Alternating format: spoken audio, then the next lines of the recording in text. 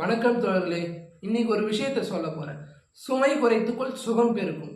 ஒரு அரசனுக்கு எல்லா செல்வமே இருக்குது, எல்லா வளத்தோட இருக்கிறான். ஆனா அவனுக்கு அமைதி இல்லை, நிம்மதி இல்லை. ஏன் தெரியுமா? அவன் இறைவன் கிட்ட கேட்கறான். இறைவா, எனக்கு எங்க நிம்மதி இருக்குதுன்னு தெரியலன்னு கேட்கறான். இறைவன் சொல்றாரு, திருப்பூருக்கு அந்த சைடு போ, ஒரு 10 கிலோமீட்டர் தூரத்துல, அது ஒரு ஒத்த அடி பாதை.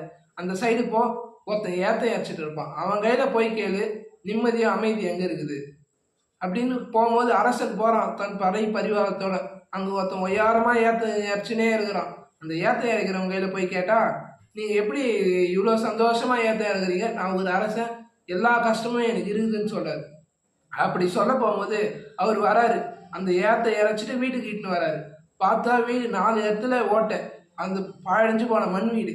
முதல்ல போகும்போது அவங்க அம்மா அப்பா கூழ் குடிச்சிட்டு இருக்கிறாங்க. அப்ப சொல்றாரு அவரு, என் அரசர், இவங்க தான் எங்க அப்பா அம்மா. இவங்க குடிக்கிற கூழ் வந்து